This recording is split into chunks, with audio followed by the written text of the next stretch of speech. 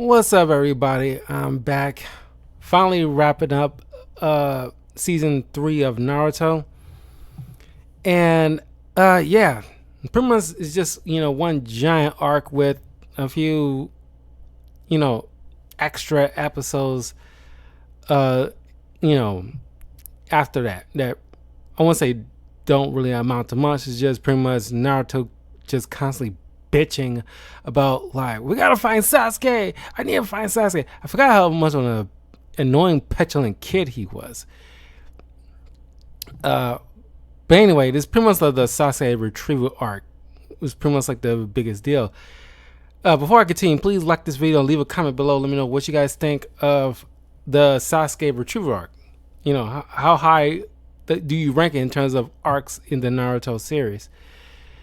Anyway, after the previous events of Sasuke running into his brother after so long, really igniting that hatred again after he kind of like it, during his time with Team 7 and Kakashi and all the adventures they went on, that kind of dulled until when Itachi and Kisame showed up in the Hidden Leaf Village looking for the Nine-Tailed Fox, but then running into his younger brother, and despite learning the Chidori and all his skills, with all the missions with Team 7, etc., fighting like with Gaara and the Sand siblings and all this other stuff, all that meant nothing because Itachi just kicked his ass, and it's like, you did nothing. It's like all this is like, oh yeah, you got yourself some cool little powers. Oh, that's cute. I still kicked your ass. This means nothing.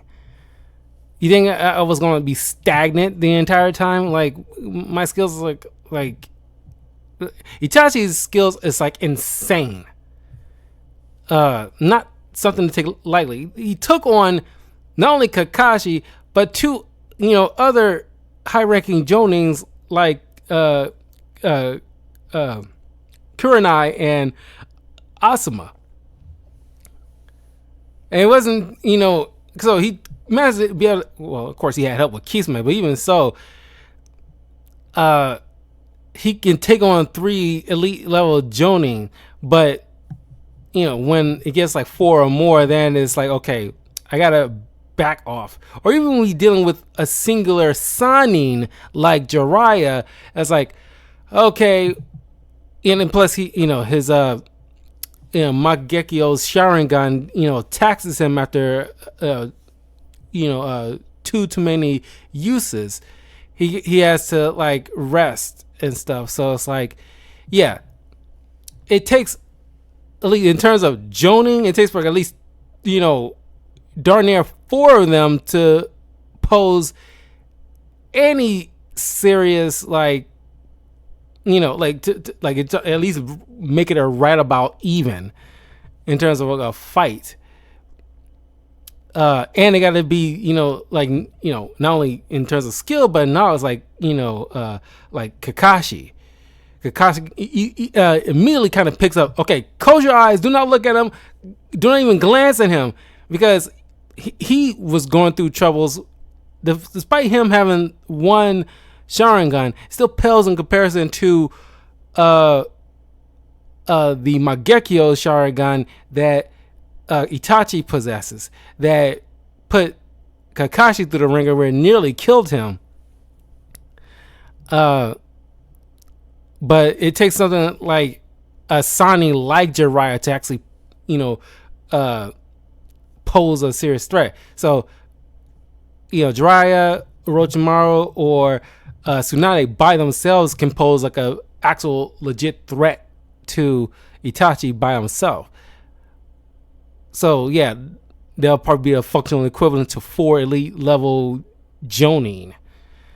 So all that, kind of reignited that old feeling they had. So Sasuke, has the whole curse mark thing, and he's sent out.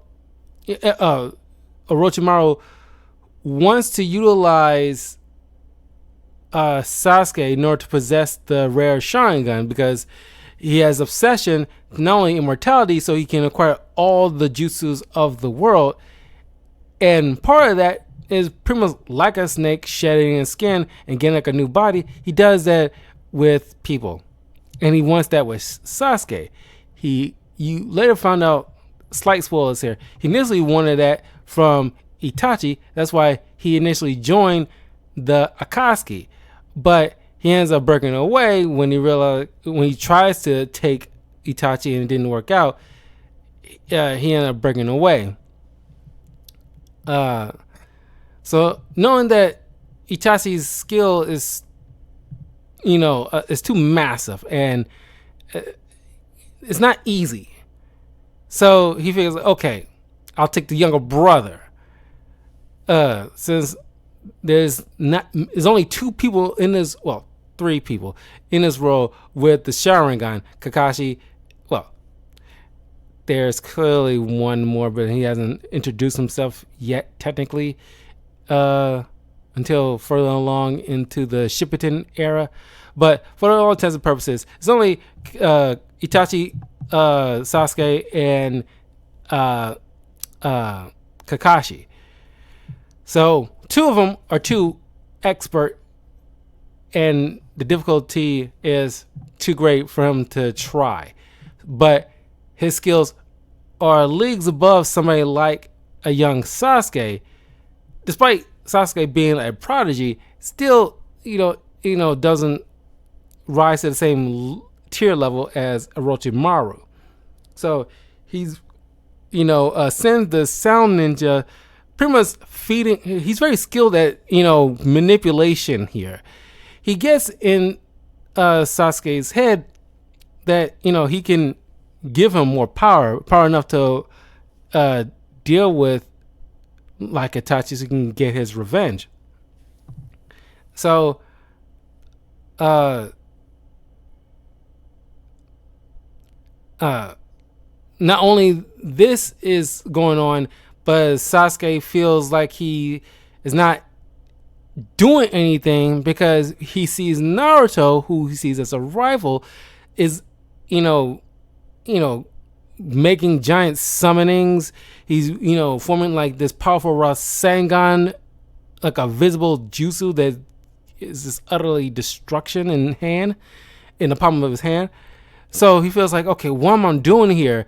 It's like this kind of fester. It's kind of like feeding into his rage, and so this causes like Sasuke to like just get into a fight where it nearly killed Sakura, who's about to clash, or at least get in between them. When a Rasengan and Chidori is about to clash, but Kakashi showed up in a nick of time and stopped the fight. And he's wondering, like, okay, what the heck is wrong with you two? This is clearly more than some kind of sparring match. You was legit about to kill each other. Like, this is not how comrades are supposed to conduct themselves. Of course, neither one is going to express themselves. They're kids. And it's like they keep that kind of stuff to themselves for the most part. So, and then Jiraiya just pops up out of the freaking blue. I was like, where'd you come from? Because I guess, if Kakashi didn't jump in first, he was clearly about to jump in soon. But it's like, okay, y'all just popped up out of freaking nowhere where the situation calls for it, I guess. But Kakashi decides to go talk with Sasuke because obviously he realized that with Itachi popping up out of the blue stirred some old feelings up with Sasuke. So he goes to talk with him, but Jiraiya decides he would go have some words with Naruto. But it's like he just let Naruto walk by and just doesn't say a word. That doesn't sit well with me because you are in effect his mentor. clearly when your mentee is getting out of sorts, whether or not it's his fault, he needs some kind of guidance. And Jiraiya, you know, you had to fulfill that role, because typically this would have been something that Sarutobi would have done. But he's not around no more, so it's up to you guys, or at least if not Jiraiya, we gotta have crap, what was his old teacher's name? Iruka. Could at least have Iruka have some words with Naruto, because Jiraiya, Kakashi, and Iruka is probably the three main people that Naruto actually shut up and listened to. But then after having, he ties up, Kakashi ties up Sasuke to, get him to sit still so he can give him a lecture, because he's trying to explain to him, you gotta forget about revenge. It doesn't end well with a lot of people. I've seen that kind of thing happen multiple times. I've been around the block. Trust me, kid, it does not work out well. You gotta stop this. And it's like, okay, because clearly something's going on with you, because were you seriously gonna actually allow yourself to kill Naruto if I didn't jump in? And then of course Sasuke snaps back. It's like, how did you know? You don't know what I'm going through. How about I go kill all your loved ones? Maybe you have some idea then how I'm feeling. And it's like, that would be an interesting theory, but sadly you can't put it to the test, because all of my people that really amount to anything to me are already been killed. It's like, yeah, so yes, I do have some idea about what you're going through, kid, and it does not end well. But of course, none of that sinks in. Eventually, the sound ninja that works under Orochimaru shows up and tells him that, Orochimaru wants to, give you power, take the curse mark to the next stage because you're ready for it. So Sasuke is given like a day to get his stuff in order before he goes with them, because he wants to improve his skills. He wants to be able to take on Itachi and get his revenge for his clan. And of course, not realizing, or really doesn't care. He's smart enough to know that Orochimaru was clearly not doing this out of kindness of his heart. He's gonna use the time with him in order to acquire the whatever knowledge that he can bestow in order to get strong enough to actually do some serious damage to Itachi.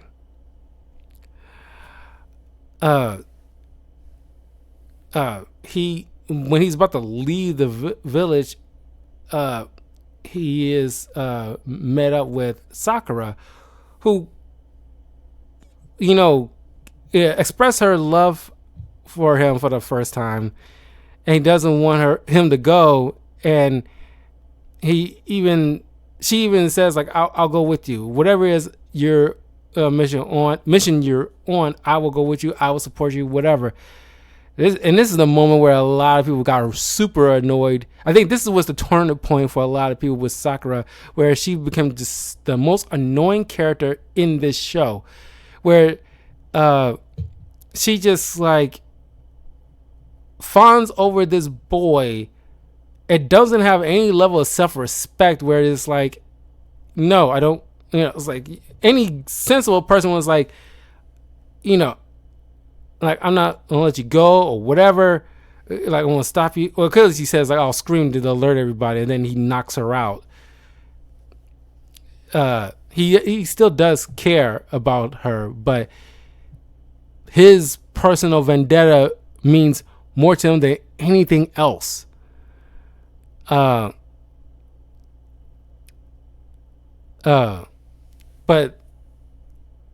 she's just, I don't know.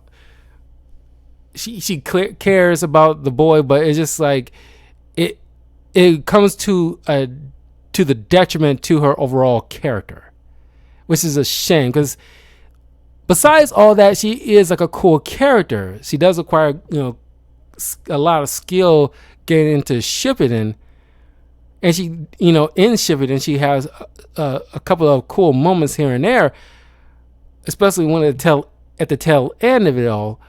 But man, through those rare gems, you gotta go through a lot of crap with her. But Sasuke ends up leaving the village with the Sound Ninja.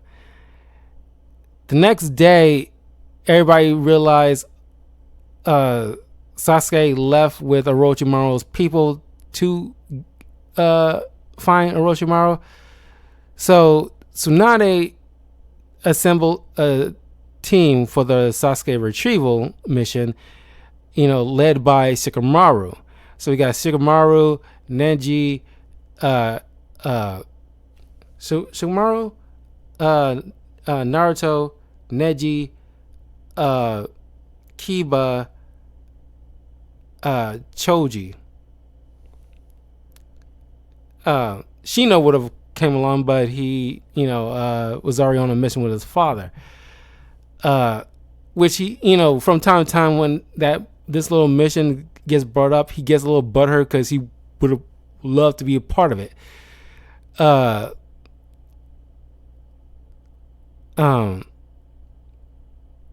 of course, Rock Lee wanted to join, but he's still recuperating from the surgery he's been put through in order to, he's still going through like the exercises and taking his medicine. So he's not 100% just yet. So you can't take part in this. So the team goes off to follow the trail. And I like the way, like Shikamaru is head point on this because he's such a strategist. He knows how to position his crew. He has Kiwa up on front because him and Akamaru have the heightened senses, so they can sniff out anything up ahead directly. Neji's bringing up the rear because of his eyesight. He can pretty much watch their back. Naruto's in the middle because he can he's just a wild card. He can take care of the sides. And of course, we got Shikamaru behind Kiba pretty much, so he can give signals and commands, for everybody to kind of pay attention to. They can easily see. And then Choji is right in front of Neji and behind Naruto, so he can pretty much be their powerhouse. So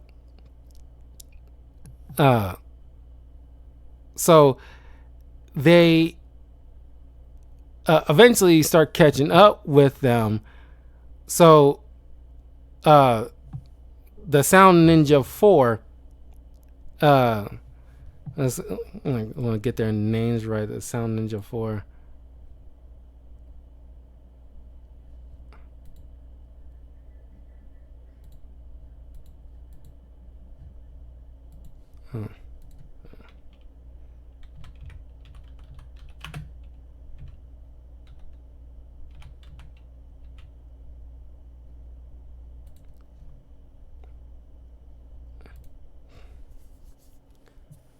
The Sound Ninja 4, who has like their own curse mark, we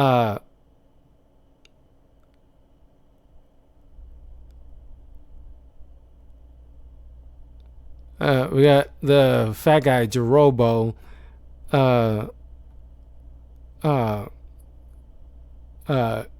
Kimamaru, who will show up later, who is still one of the, we'll get to that in a second. But we got Sakan, Ukan, Tayuya, and Kidumaru. Don't know why they gotta give them a name so closely related to Kimimaru because it sounds confusing. But they each have their own special, unique abilities. Tayuya has like a flute because they all operate on sound for the most. Well, not really, because in terms of sound ninja, only one person actually uses legit sound in her repertoire. But whatever.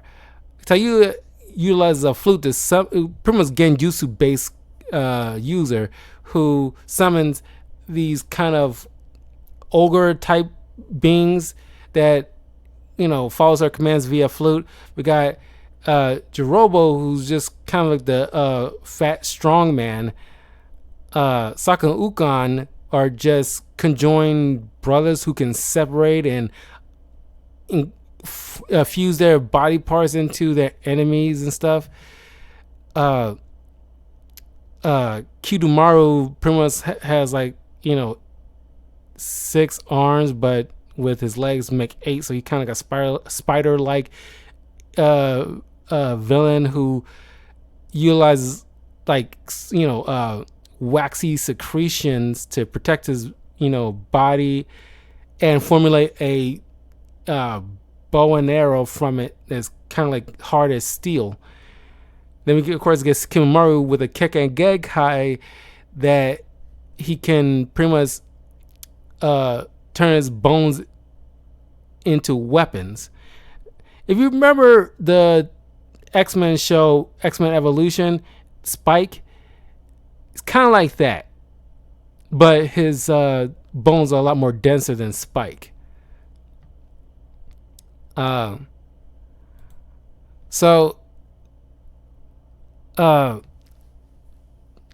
by one they fall back in order to stall while they have Sasuke inside this container to have his powers cultivate after he drank this formula that was given to them by Orochimaru. So that way he goes into a suspended animation, so his body is right for the second stage curse mark. Because they're trying to bring him on time to Orochimaru because of the whole situation with the arms, that are dead thanks to the third Hokage. He decides, okay, I need to transfer my body into someone, and I gotta do it in a particular time. That's why, he wants Sasuke to be the next vessel, because every time he slips into a new body, it only lasts a few years before he has to, get like another one. So that's why some sense of urgency. Otherwise, it'll be problems for Orochimaru if he doesn't get into a new body.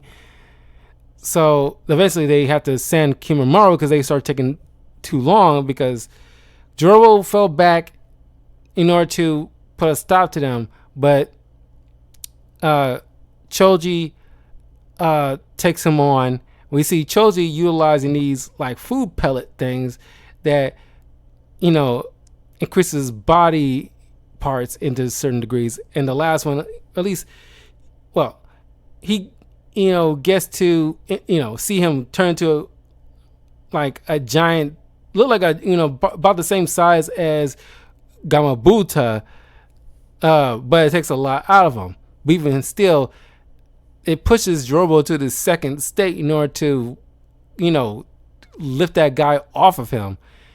Like an insane amount of power. But he takes the last food pill in order to turn his body fat into chakra in order to knock out and kill Jirobo. But taking those food pellets is kind of like the whole 8 inner gates thing. This comes at a massive detriment. And the last one will, you think will kill him. But don't worry, like the people will come and rescue him. This is not all that, Of course, it was suspenseful for the first time we watching this. Unless you read the manga, so you know what happened back then. Anyway, then Kidomaru stayed behind, and Neji takes him on. And because these two were primed to fight, because they're both pretty much like the strategists, or at least very like geniuses in a way of their group. So Kidomaru is trying to bypass Neji's seemingly perfect defense until he figure out that his there's a blind spot in his power. Yes, he does his like rotation to compensate for the blind spot, but when he's not doing that, his Byakugan, who pretty much like can see in nearly full scope, he can't see the base of his skull. That little part, in that particular direction, Neji cannot see. Of course, nearly nobody but Kidomaru was able to figure this out and capitalize off of it. And nobody picks up that is the main reason why that Neji has that ability of the rotation ability, because that kind of disrupts that weakness. But Kidomaru summons all these spiders. That part kind of bothers me because I don't like spiders. Neji deals with all those, kills all those things. But when he tries to do his 8 trigram 64 palm technique, because of the secretion pretty much acting like body armor, it kind of absorbs the hits, so his chakra network doesn't get disrupted. But Kidomaru goes in a second state in order to utilize his bow technique, and Neji decides, okay, I'm gonna have to take a hit, just move slightly so it won't hit any vital areas, because he's already bleeding out from all the attacks. But he decides to take the hit in order to, because the guy left a web trail from the arrow directly from him, and he decides to tank the hit and focus his chakra through the web line, because he knows he's having a tough time to get, because he knows he's a close range fighter. He doesn't do long range, so the opponent won't let him get anywhere close to him. So he decides to okay, you left me a paper trail. So he fused the chakra through the web lining, and it came flowing right back to the guy inside his body. So even though he could not, even if he could get in close, that secretion armor won't allow him to actually affect him and be pointless. But he got the chakra inside his body, which did some damage. So now he's paralyzed, so he cannot, activate the secretion. So now he able to go in close and do the HR grams palm technique and kill the guy. But he ends up passing out from the blood loss, which once again, the people from the hidden village in the leaves, the medical crew managed to find them. Then Kiba deals with Sakan Ukan, and we get to see him utilizing a brand new technique that he's been working on called the Wolf Fang over a Fang, but he only can use it a couple of times because it takes so much chakra. But he having a tough time dealing with Sakan Ukan because they able to split their body apart and infuse their either one of them can fuse their body into their opponent.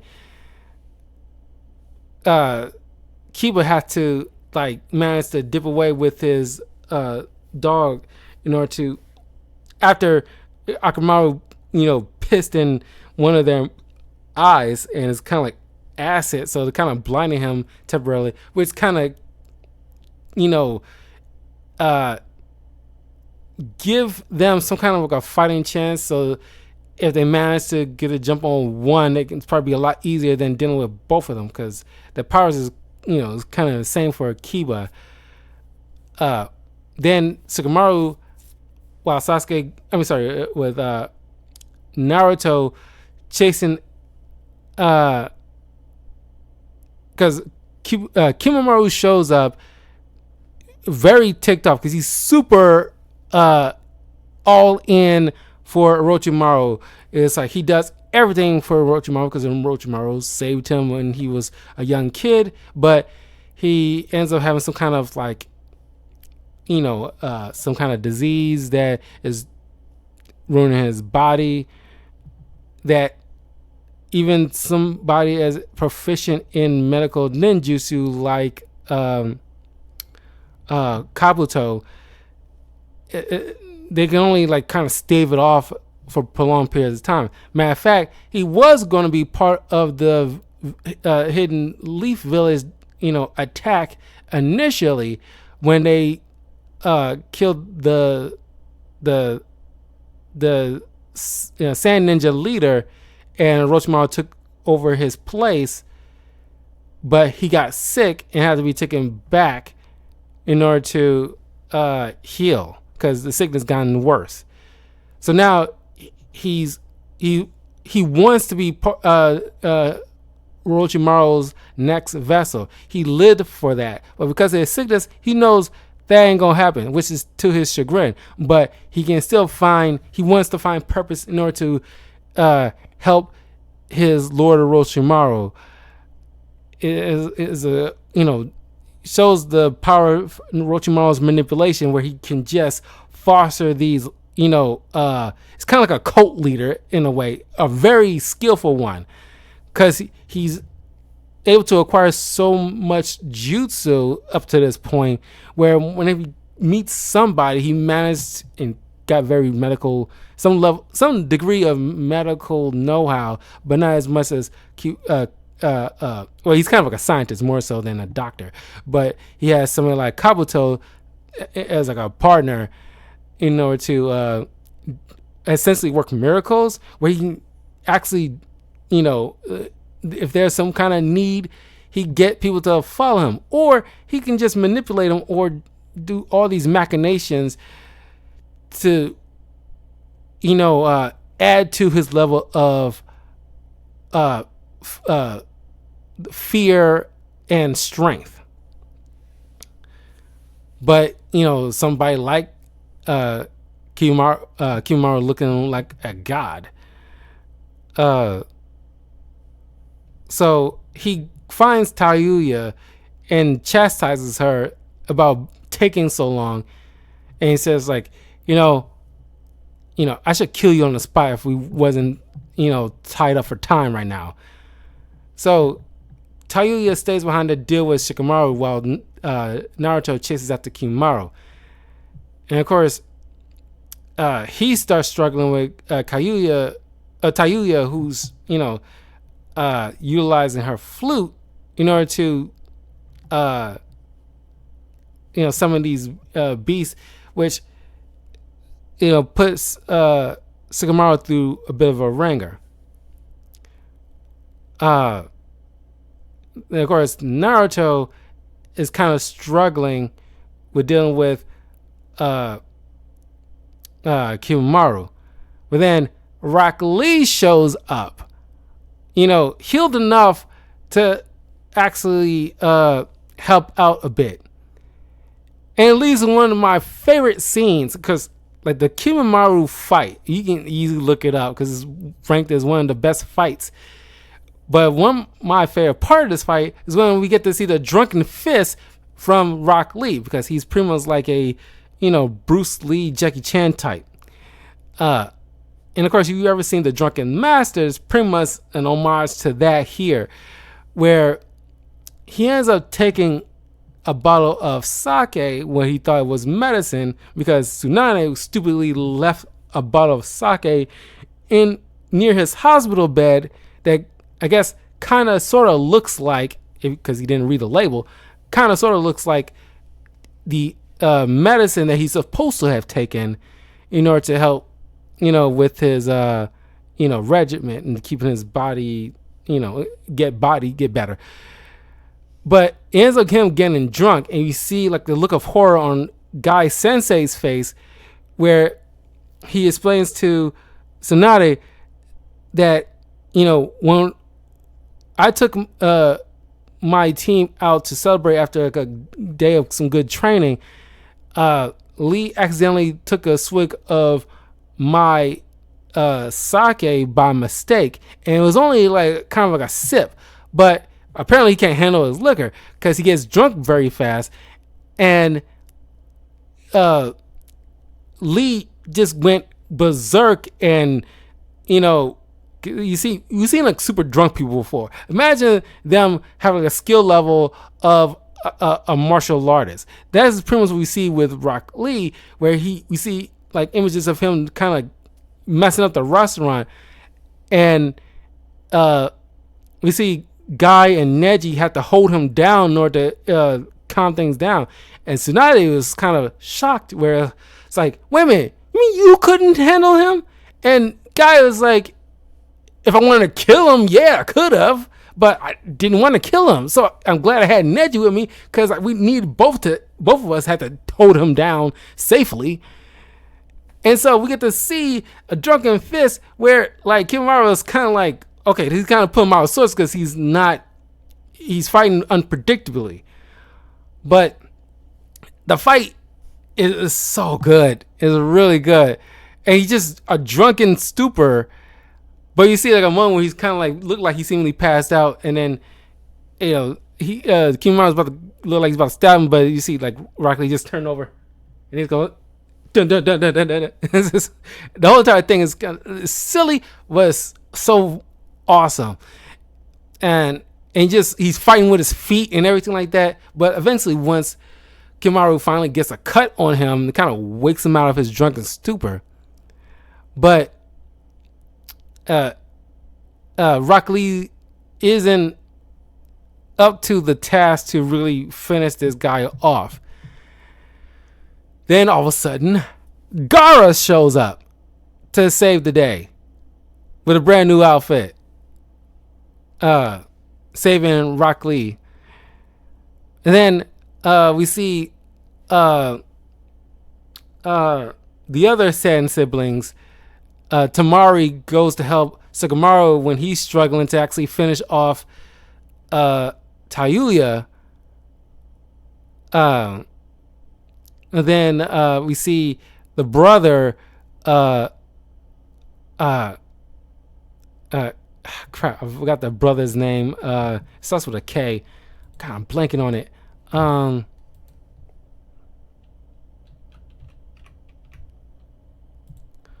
the freaking brother's name?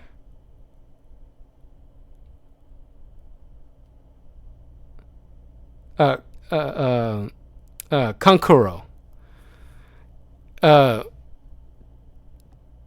Kankuro deals with Sakon and Ukon, and of course they tried to body fuse with him, but it didn't work because I love it when he tricks people with his puppets, so they can't fuse with inanimate objects. Because you see him fuse with like living things, like a tree, because trees are living things. But they can't fuse with inanimate objects. So their power set is completely weak against somebody like a puppet master. So we see Kankuro put Sakon Ukon into his kind of Iron Maiden jutsu technique and just straight up kill these guys in a very brutal fashion. Even for Toonami, it was kind of rough. Like, wow. And then, of course, Tamari uses her new summoning technique to summon this giant weasel with a sickle. And, it ends up generating this massive wind jutsu that cuts up all the trees in like a good 20-30 mile radius. So it doesn't matter how far Tayuya was, she wasn't going to outrun this thing because she still needed to be close enough to have her genjutsu affect her opponent. But she couldn't outrun. She got crushed by all this cut up trees. So she's done with. We get like a funny little remark from Sugamaru. It's like, man, she's about as, she reminds me of my mom. Oh, what a drag. So we see Gaara, once again, part of the epic fight with Kimimaro, take on Kimimaro. And this one, applies a bit of pressure on Gaara because typically his power, he has like the ultimate defense. His sand is just crazy, especially when he grinds up the minerals in the earth he's standing on to kind of fuel his sand. So he goes in his second, curse mark state, and Kimimaro just powers through it, shocking Gaara himself. Where it's like, because when he utilizes bones, he pulls his own spine out to make a giant, like a whip spear thing, and him trying to he trying to sink him into the ground, do his like a giant sand tsunami, sand coffin, all that other stuff, and you just hear him like, dance, Bracken, dance, and he's just shooting spikes of bone from the ground. Of course, he managed to get him and Rock Lee to safety, but Gaara is starting to run out of a chakra because it's like he putting so much power behind trying to bury this dude, but he keeps, by sheer force of will, because he really wants to make Orochimaru proud and serve him. He's powering through all this stuff, but because his sickness is growing weaker and weaker, he nearly kills Gaara, but his sickness overtook him and he just dies on the spot. And this, it's like he tells Rock Lee, we got extremely lucky. We should be dead right now. But, I'm glad we get this moment with Rock Lee and Gaara where it's like, Rock Lee is like, it's all water under the bridge. We, like you saved my life. We'll just call it square. You came to aid the Hidden Leaf when Tsunade came asking for help. To kind of, I guess the whole situation between the beef between the Sand and what they did is kind of like squaresies in a way, or are they trying to the Sand Village is trying to do right by the Leaf? Because clearly they got played by Orochimaru. And of course, Gaara mentions like I definitely wanted to come along because I owe a debt to Naruto. And he understands somewhat with what Sasuke is going through from when he's met him. He sees, like, he looked in the Sasuke's eyes, and he reminds him of his own. So he felt some level of understanding with Sasuke, and he wanted to help in some kind of way. When Naruto finally catches up to Sasuke, they end up fighting, and we see like these little flashbacks of when they was very young, and Naruto wanted to befriend a young Sasuke, but because Sasuke was so kind of arrogant and still, most was still kind of raw at that time, because it's like not too long after the whole events of his clan getting annihilated by his older brother. So he was very standoffish and too cool for school kind of thing, and all the other classmates looked at him with such admiration while he was feeling so isolated. So he kind of felt like a bit of jealousy in that. But he also looked up to him in some kind of way.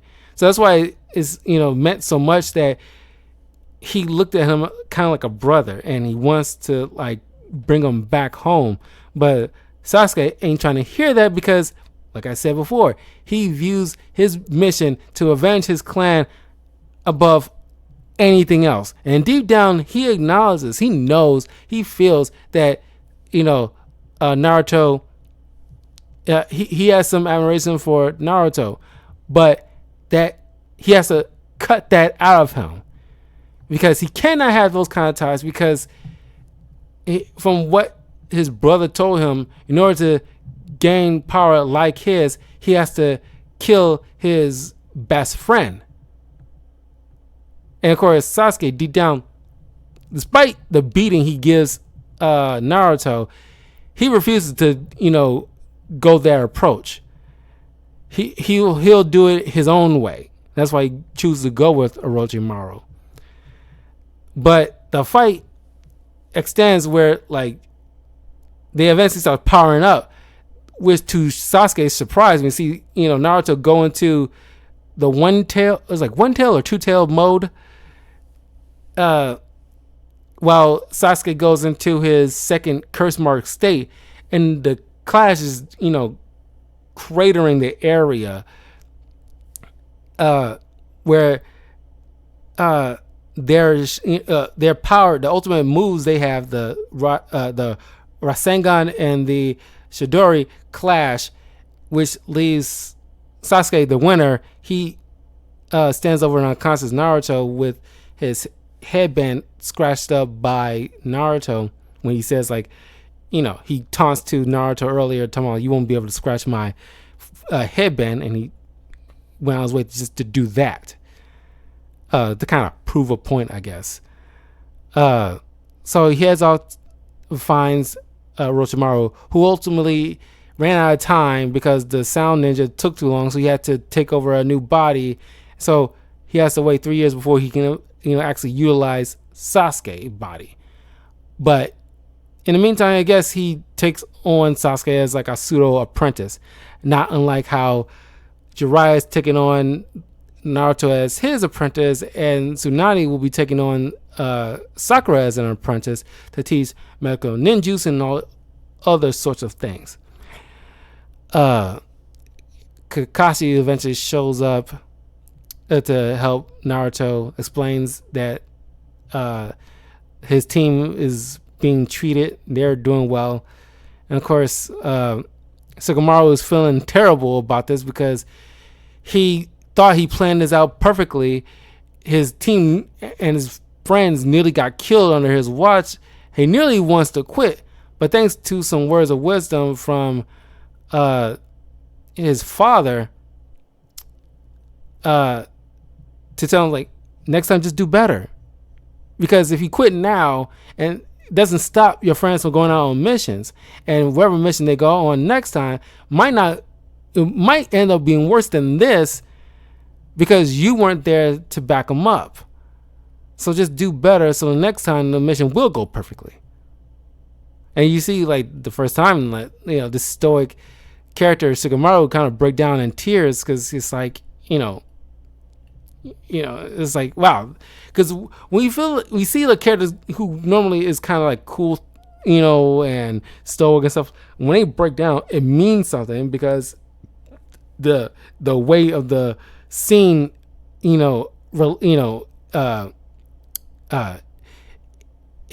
it calls for it. And that's when when it comes to anime, a lot of the times they know how to write well written characters, stories, arcs, and when you have the goofy moments to kind of alleviate from the serious moments, they mean something. When you see a character break it down emotionally, it means something because they don't overplay it, so it holds weight. I love it here. And unlike most anime, I complimented My Hero Academia for this.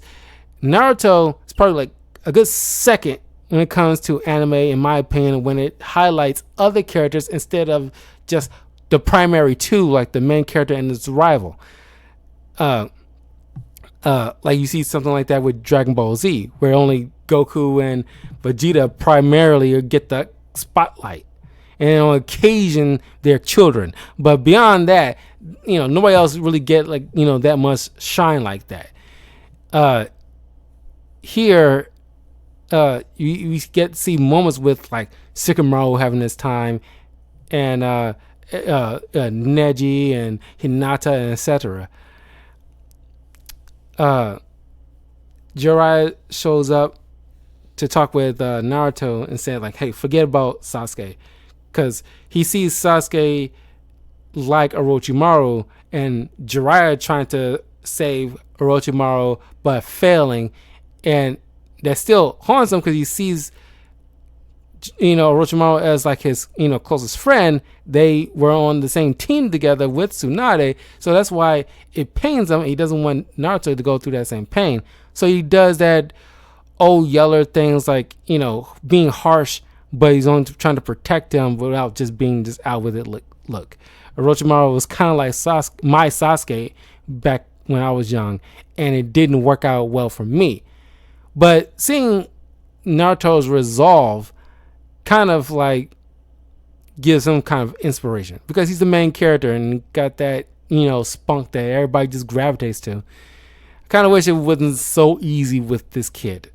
Probably my biggest con out of the Naruto series altogether is just things like that happen so easy because he's the main character, and I don't want it to always be that easy. It doesn't say it's always that easy, but it's just like, oh my god, his gumptions kind of inspires us to change our ways. That's the whole talk no jutsu running joke that people have about this show, and it's not really a joke to me. It's kind of like annoying to me when from time to time I kind of wish it's like that doesn't just get that easy for him. And he needs to have some kind of tongue lashing a bit, because we get extra episodes that highlight. It's kind of like filler episodes in a way, but it's kind of spend time highlighting other characters, but it's still interconnected with the main story because Naruto is super obsessed with trying to find Sasuke, despite the breadcrumbs, the paper trail running cold. Nobody has any leads at all, so nobody can't go and fight Orochimaru to bring Sasuke back. And he, all the while expecting to be trained by Jiraiya, but Jiraiya has his own little mission, so he's kind of like leaving Naruto back home while he's picking up side missions with other, Genin.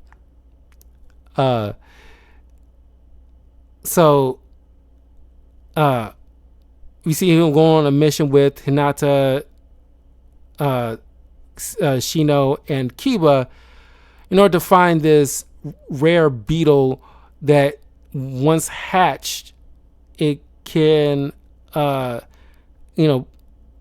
gives this kind of secretion or something like, or at least kind of like a bloodhound where it smells heightened to a degree where it smells a particular scent, and no matter where it is in the world, it will track that something down.